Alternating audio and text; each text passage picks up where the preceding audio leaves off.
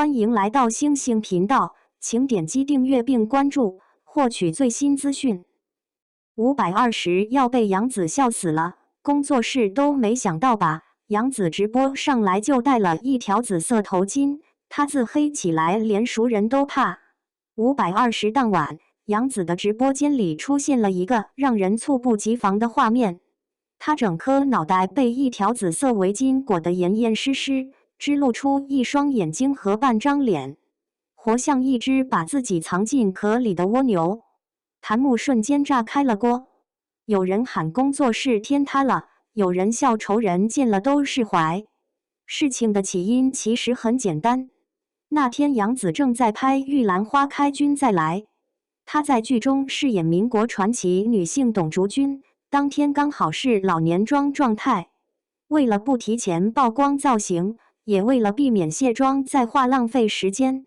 她索性把整颗头裹了起来，直接从片场杀进了直播间。当主持人问她待会儿是不是还要接着拍戏的时候，她歪着嘴，一脸无辜地回了句当然了。那个表情说不上是委屈还是搞怪，反正就是让人看了忍不住想笑。这不是杨紫第一次在直播里放飞自我，往前翻，她在愚人节的直播堪称经典。当时她完全不知道那天是4月1号，对着镜头一本正经地说愚人节。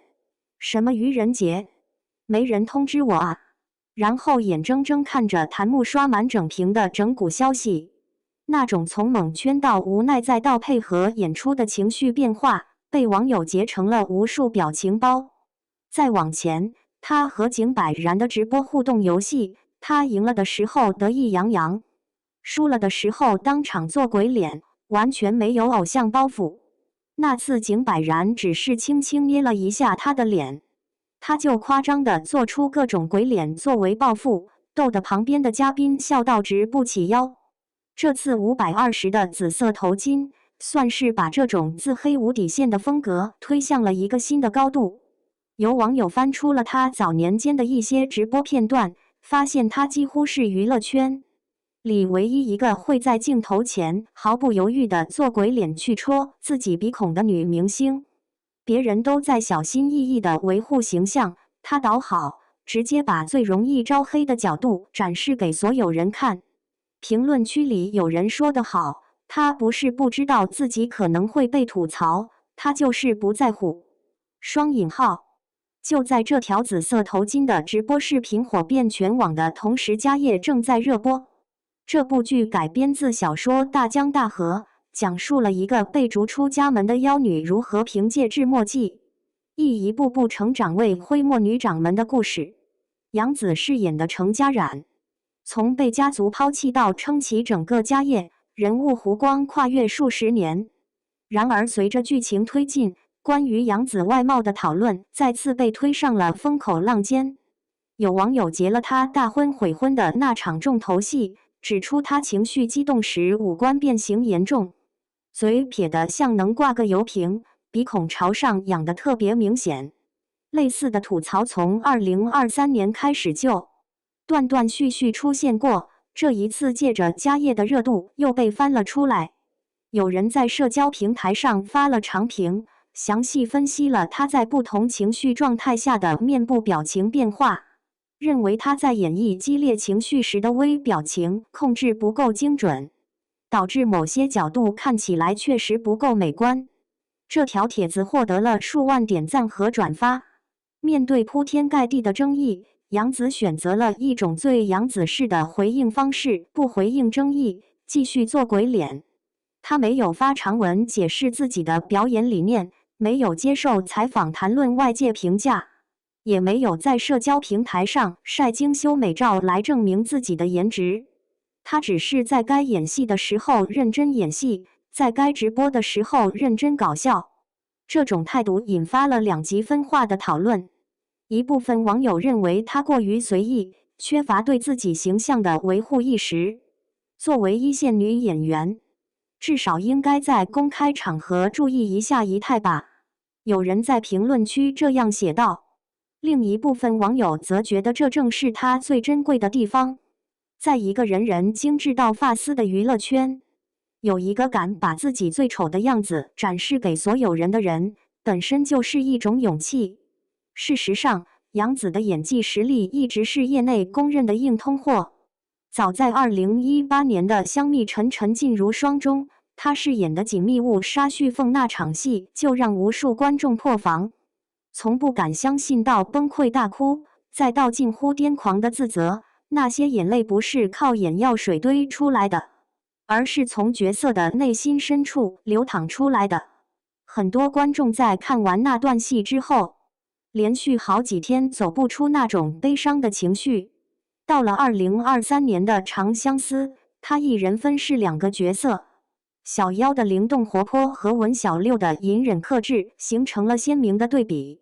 有一场戏是他得知真相后，红着眼眶却硬生生把眼泪逼回去，那种想哭却不能哭的压抑感，比嚎啕大哭更有力量。观众的评价清一色地集中在共情2个字上。今年播出的《生命树》更是把他推向了新的高度。他在剧中饰演可可西里的巡山女警白菊，全剧几乎没有一句煽情的台词。但他会在某个瞬间突然红了眼眶，轻声说出一句多杰跟我走。就这一句话，这一个眼神，让屏幕前的观众集体破防。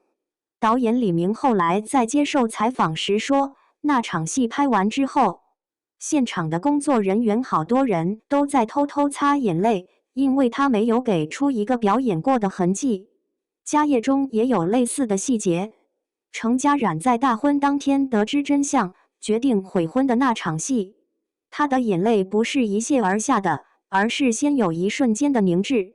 仿佛整个人都被定在了原地，然后才一点一滴的溢出来。这种一续一落的节奏感，恰好卡在真实和表演的临界点上。有影评人专门撰文分析过他的表演风格，认为他的哭戏之所以打动人，是因为她从不追求漂亮的哭，别的女演员在哭的时候还会注意角度和仪态，她完全不管这些，哭就是哭，鼻涕眼泪一起流也不在乎。正是这种粗糙的真实感，反而产生了最强烈的震撼力。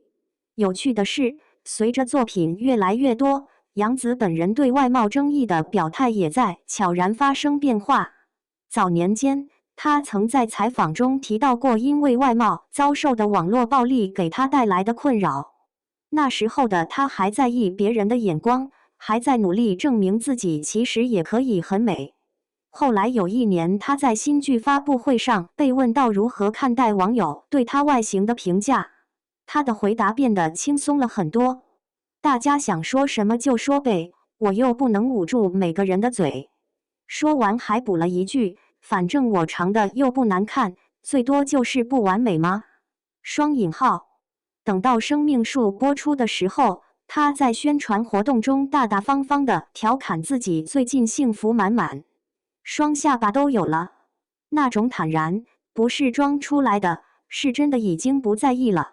粉丝们在社交平台上做过一个有趣的对比，把杨紫10年前的采访和近期的直播放在一起看，会发现他提到别人怎么看我这个话题时的表情和语气完全不同。以前是紧张中带着讨好，现在是松弛中带着笃定。这种变化也反映在了他的角色选择上，从早期的锦觅到后来的小妖，再到现在的程家染和白菊，他选择的几乎都是外表普通但内心强大的女性角色。这些角色的共通点是，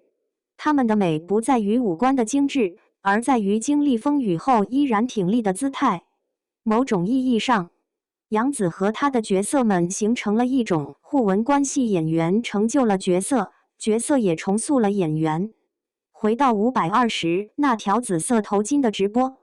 当天的节目安排里有家业的主创互动环节，其他演员手里都拿着鲜花，只有杨紫因为戴着头巾不方便，什么也没拿。她对着镜头做了一个夸张的鬼脸，然后假装懊恼地说：“早知道也准备一朵了。”那一刻，没有人再去理会鼻孔朝天的争议，没有人再去计较她脸上的细纹和双下巴，大家看到的只是一个单纯想让大家开心的女孩，用最笨拙也最真诚的方式，在520这个充满浪漫氛围的日子里，给屏幕前的每个人送了一份笑声。直播间里的弹幕从一开始的哈哈哈，渐渐变成了姊妹真的很治愈。有人在公屏上打出了一行字，在这个人人精致的年代，有人愿意把自己最丑的样子给你看，也是一种浪漫吧。